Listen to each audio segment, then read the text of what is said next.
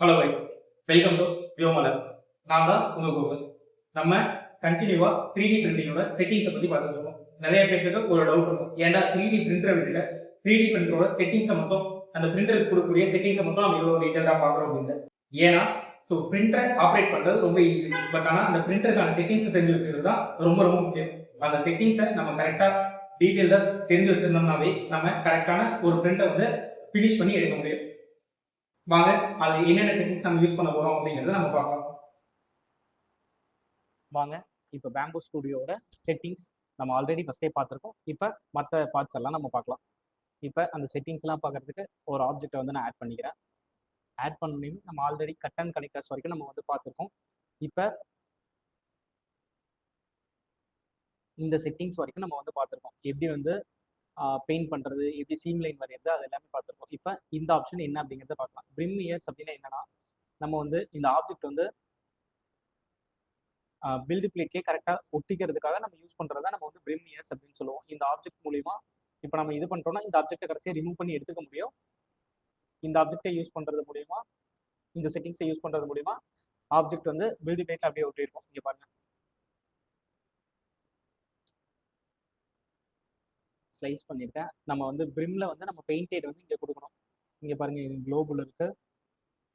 இங்கே அதர்ஸ்ல போயிட்டு பிரிம் கொடுத்துருக்கேன். நான் ஆட்டோக்கு பதிலாக நான் வந்து பெயிண்டேட் இருக்கு பார்த்தீங்களா, நம்ம எந்த இடத்துல பெயிண்ட் பண்ணியிருக்கோமோ அந்த இடத்துல மட்டும் நான் பெயிண்ட் பண்ணது. இப்போ வந்து நான் பெயிண்ட் பண்ணியிருக்கேன், ஏன்னா அது வந்து பிரிம் பெயிண்டிங். அதனால பெயிண்ட் பண்ணது ஆன் பண்ணுறப்ப எனக்கு வந்து இருக்கு இந்த செட்டிங்ஸ். பிரிம் இருக்கு பார்த்தீங்களா, பிரிம்மை வந்து நான் நிறைய விதத்தில் கொடுக்கலாம். அவுட்டர் பிரிம் ஒன்லி அப்படின்னு கொடுத்தனா அவுட் சைடில் மட்டும் பிரிம் வரும். இங்கே பாருங்க, உங்களுக்கு தெரியுதா? இந்த பிரிம் செட்டிங்ஸ் எதுக்காக அப்படின்னா, நம்ம இப்போ பார்த்துட்டு இருக்கிறது பிரிம் அப்படிங்கிற ஒரு செட்டிங். இந்த செட்டிங் நம்மளுடைய ஆப்ஜெக்டை வந்து பில்டு பிளேட்ல இருந்து வெளியே வராம கரெக்டாக அதுலேயே ஸ்டிக் ஆகிருக்கிறதுக்கு யூஸ் பண்ணக்கூடிய ஒரு ஆப்ஜெக்ட். ஸோ அதுக்கப்புறம் இன்னர் பிரிம் ஒன்லி அப்படின்னு கொடுத்தோம்னா உள்ள மட்டும் பிரிம் கிரியேட் ஆகும். அந்த ஆப்ஜெக்டையும் ஈஸியாக நம்மளால பிரிச்சு எடுத்துக்க முடியும். இங்கே பார்த்தீங்கன்னா தெரியும், அடியே ஒரு லேயர் வந்து எக்ஸ்ட்ரா கிரியேட் ஆகிருக்கும். இது அவுட்டர் ரெண்டு இன்னர் பிரிம் அப்படின்னு இருக்கு. அது ரெண்டு சைட்லையுமே பிரிம் வந்து கிரியேட் ஆகிறதுக்கான ஒரு ஆப்ஷன். வெளியும் கிரியேட் ஆயிருக்கும், உள்ளேயும் கிரியேட் ஆயிருக்கு. இது மொத்தமாக ஃபீல் பண்ணி எடுக்கிற மாதிரி. நோ பிரிம் அப்படின்னா கிரியேட் ஆகாது. ஆட்டோ அப்படின்னா இப்போ பெரிய பெரிய ஆப்ஜெக்ட்ஸ் வந்து நம்ம பிரிண்ட் பண்ணும்போது பிரிம் தேவைப்பட்டுச்சு அப்படின்னா அந்த இடத்துல ஆட்டோ கொடுத்துட்டோம் அப்படின்னா அதுவே எந்த இடத்துல தேவையோ அந்த இடத்துக்கு எடுத்துக்கும். இது ஸ்கிரிப்ட் லூப்ஸ் அப்படின்னு இருக்கு பார்த்தீங்களா, இது வந்து நம்ம கொடுத்தோம் அப்படின்னா இது பாருங்க, இதை வந்து நான் ஆட்டோ கொடுத்துட்றேன். ஸ்கிரிப்ட் லூப்ஸ் அப்படின்னா இங்க பாருங்க, வெளியே நம்ம பிரிண்ட் பண்ணக்கூடிய ஆப்ஜெக்ட்ஸ் வந்து எதுக்குள்ள இருக்கும் அப்படிங்கறத என்ஷூர் பண்றதா ஸ்கிரிப்ட் லூப்ஸ் அப்படின்னு சொல்லக்கூடிய ஒரு ஆப்ஷன். இப்ப அடுத்ததா பார்க்கலாம் வாங்க. இதுக்கப்புறம் என்ன இருக்கு, பசி ஸ்கின் பெயிண்டிங் அப்படின்னு ஒன்று இருக்கா. இங்க பாருங்க, நான் ஆப்ஜெக்டை செலக்ட் பண்ணிட்டு பசி ஸ்கின் பெயிண்டிங் கொடுக்குறேன். பசி ஸ்கின்னா ஃபர்ஸ்ட் என்னன்னு நம்ம தெரிஞ்சுக்கலாம். இங்க பாருங்க, அதர்ஸ் வாங்க, பசி ஸ்கின் இருக்கா, நான் நன்ல கான்டூர் அப்படின்னு கொடுத்துட்றேன். ஸ்லைஸ் பண்றேன். பசி ஸ்கின்னா அது ஒரு விதமான பேட்டர்ன். இங்க பாருங்க, ஒரு வேவி லைன்ஸ் மாதிரி கிரியேட் ஆயிருக்கா, அதான் பசி ஸ்கின்கான பேட்டர்ன். இந்த பசி ஸ்கின் வந்து ஒன்லி சைடு வால்ஸ்ல மட்டும் தான் வரும், டாப் அண்ட் பாட்டம் சர்ஃபேசஸ்ல வந்து வராது. இதே கவுடா இருந்துச்சுன்னா உங்களுக்கு வந்து வரும், பட் ஆனால் இது மாதிரி ஸ்கொயரா இருந்துச்சுன்னா மேலே வருது. ஏன்னா வந்து இது வந்து அந்த நாசில லைட்டா ட்விஸ்ட் பண்றது மூலியமா நமக்கு கிடைக்கக்கூடியதான் பசி ஸ்கின். இப்ப இந்த பசி ஸ்கின்னை நம்மளே ஆட்டோமேட்டிக்கா வரைய முடியும். நான் இப்ப இங்க கேன்சல் பண்ணிட்டேன். வாங்க ப்ரிப்பேர்ல நான் எந்த இடத்துல வேணுமோ அந்த இடத்துல வரைஞ்சிட முடியும். இப்ப பாருங்க, ஆப்ஜெக்டை செலக்ட் பண்ணிட்டு இந்த பசி ஸ்கின் மூடுக்கு போயிட்டு நான் என்னோட பேர் எழுதுற பாருங்க, ஜி, இதுல ஓ எழுதுற பாருங்க, ஓ. சும்மா மேனுவலா உங்களுக்கு சொல்லணும் அப்படிங்கிறதுக்காக எழுத பர்ஃபெக்டா எழுதல. கே யூ, கோகுல் அப்படிங்கிறத நான் சும்மா கோகு அப்படின்னு எழுதுறேன். உங்களுக்கு இங்க பாருங்க, ஸ்லைஸ் பண்ணி பாத்தீங்கன்னா அந்த இடத்துல மட்டும் உங்களுக்கு வந்து வித்தியாசமா பிரிண்ட் ஆயிருக்கும். இங்க பாருங்க, ஜி ஓ கே யூ அப்படிங்கிறது பிரிண்ட் ஆயிருக்கா. இதை நீங்க எப்படி கூட பண்ணலாம் அப்படின்னா, இப்ப பாருங்க, இப்ப ஃபசி ஸ்கின் பெயிண்டிங்க்கு போயிட்டு எரேசால் பெயிண்டிங் கொடுத்துரு, நான் ஒரு டெக்ஸ்ட் கொடுக்குறேன் பாருங்களேன். இப்போ ஃபசி ஸ்கின்ல இருந்து வெளியே வந்துட்டு நான் டெக்ஸ்ட் ஆட் பண்றேன். டெக்ஸ்ட் எப்படி ஆட் பண்ணணும், டெக்ஸ்ட்டை நார்மலா ஆட் பண்ணீங்கன்னா கீழே போயிடும். அதுக்கு பதிலாக என்ன ஆட் பண்ணணும், ஃபர்ஸ்ட் ஆப்ஜெக்டை செலக்ட் பண்ணிட்டு டெக்ஸ்ட் ஆட் பண்ணா டெக்ஸ்ட் வருதா.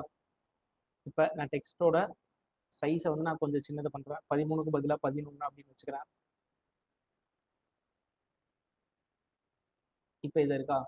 இப்போ பாருங்க, இதை வந்து நான் இப்போ ஃபர்ஸ்டே ஆல்ரெடி பேசியிருக்கோம். டெக்ஸ்ட்டை வந்து செலக்ட் பண்ணோம் அப்படின்னா நம்ம இதில் போய் தான் செலக்ட் பண்ண முடியும், ஒன்லி ஆப்ஜெக்ட் ஸ்கூல்ல போய் தானே செலக்ட் பண்ண முடியும். அதனால நான் ஆப்ஜெக்ட் ஸ்கூல்ல போய்க்கிறேன். போயிட்டு டெக்ஸ்ட் ஷேப்பை கிளிக் பண்ணிட்டு நான் அந்த இடத்துல என்ன பண்றேன், டெக்ஸ்ட்டை உள்ள வந்து நான் இது பண்ணிடுறேன், கட் கொடுத்துட்றேன். கட் கொடுத்துட்டு இப்போ மொத்த ஆப்ஜெக்டையும் கிளிக் பண்ணி நான் ஃபஸி ஸ்கின் கொடுக்குறேன்னு வச்சுக்கோங்களேன். இப்போ நம்ம இதில் இருக்கோம்,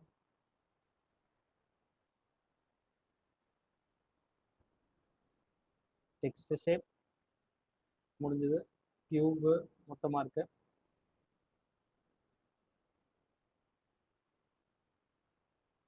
டெக்ஸ்ட் ஷேப்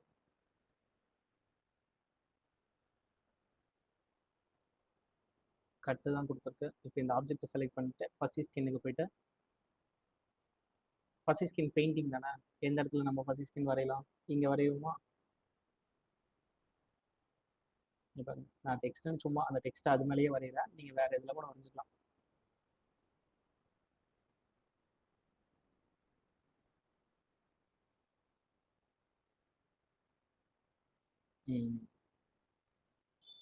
இப்போ வரைஞ்சிருக்குன்னா சும்மா கீழே ஒரு பார்டர் லைன், மேலே ஒரு பார்டர் லைன் சும்மா கொடுக்குறேன். இப்போ ஸ்லைஸ் பிளேட் கொடுத்து பாருங்க. இப்போ உங்களுக்கு பார்த்தீங்கன்னாவே தெரியும், நம்ம எந்தெந்த இடத்துலலாம் வந்து கொடுத்தோமோ அந்தந்த இடத்துலலாம் வந்து நமக்கு வந்து ஃபஸி ஸ்கின் ஆப்ஷன் வந்து கிரியேட் ஆயிடும். ஃபஸி ஸ்கின்னா ஒன்றுமே இல்லை, நம்ம லேயர் லைன்ஸ் எல்லாம் நமக்கு வந்து எப்போ பிரிண்ட் பண்ணாலும் விசிபிளாக தெரியும். அது விசிபிளாக தெரியாமல் இருக்கிறதுனால நம்ம ஒரு ஆடட் ஒரு டெக்ஸ்சர் கொடுக்குற மாதிரி தான் நம்ம ஃபஸி ஸ்கின் அப்படின்னு சொல்லுவோம். இப்போ எக்ஸாம்பிளுக்கு இதில் மொத்தம் எத்தனை பாட்டு இருக்கு, 2 பாட்டு இருக்கா. நான் வந்து ஸ்பிளிட் 2 ஆப்ஜெக்ட்ஸ் கொடுத்தேன்னா இல்லை, இது வேணாம், நம்ம வேற பாட்டு எடுத்து பார்க்கலாம். உள்ள போயிட்டு இதை டெலீட் பண்ணிடுறேன், இதையும் டெலீட் பண்ணிடுறேன். எக்ஸாம்பிளுக்கு நம்மகிட்ட ஆல்ரெடி ஒரு ஃபைல் இருக்கு, அந்த ஃபைல் எடுத்து அப்லோட் பண்ணுவோம்.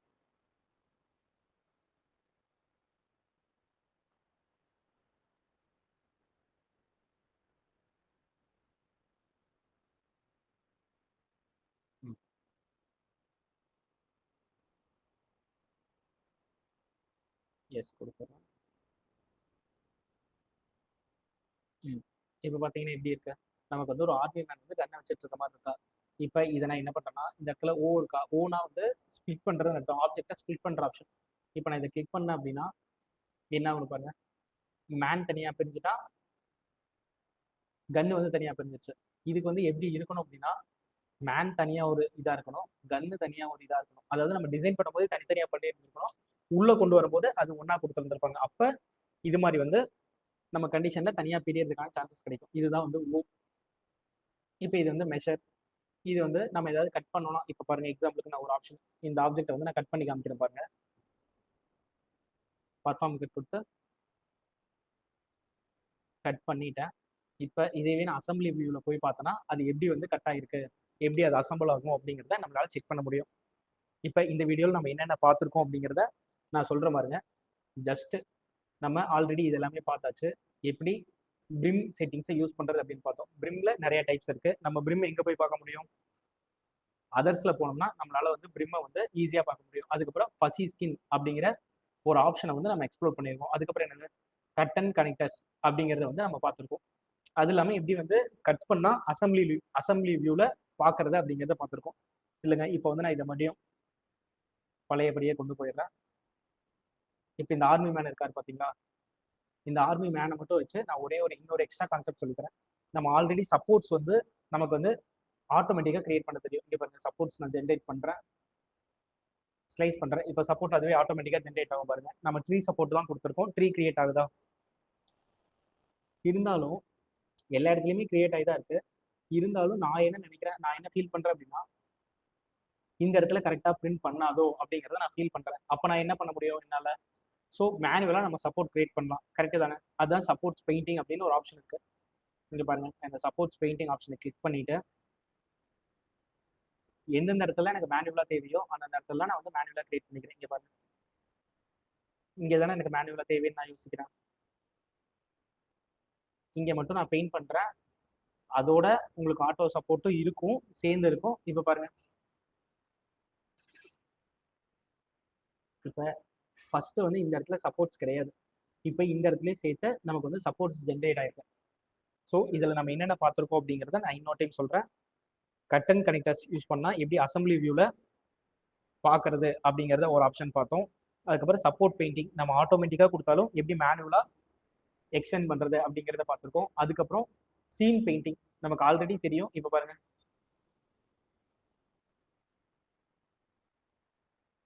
சீம் லைன் இப்படி வரணும், ஜென்ரேட் ஆகணும் அப்படின்னு நான் கொடுத்துருக்கேன். இப்போ இந்த இடத்துக்கு சீம் லைன் வரும் பாருங்க, அந்த ஒயிட் கலர் டாட்டர் லைன்ஸ் தெரியுது பாத்தீங்களா? அது நம்ம உள்ள ஹைட் பண்றதுக்கு தகுந்த மாதிரி உள்ள வச்சுக்கலாம். இந்த சைட்ல சுத்தி இருக்க இந்த லைன் தான் வந்து ஸ்கிரிப்ட் லைன். இந்த சப்போர்ட்ஸை சுத்தி இருக்கிறது தான் இதுதான் பிரிம். இந்த மேல எல்லாம் பாருங்க நமக்கு அந்த வரி வரி வரி வரியா தெரியுதா? அதெல்லாம் ரிமூவ் பண்றது தான் நம்ம வேரியபிள் லேயர் ஹைட் அப்படின்னு ஒரு ஆப்ஷன் வந்து நம்ம பார்க்கலாம். இப்போ வந்து பாத்துட்டீங்கன்னா இதுல என்ன ஜென்ரேட் ஆகுது? இதுல நம்ம ஃபசி ஸ்கின் என்ன ஆப்ஷன் பார்த்தோம், அசம்பிளி வியூ என்னன்னு பார்த்தோம். இப்போ எக்ஸாம்பிளுக்கு நான் இன்னொரு ஆப்ஷன் சொல்றேன் பாருங்க. இதுல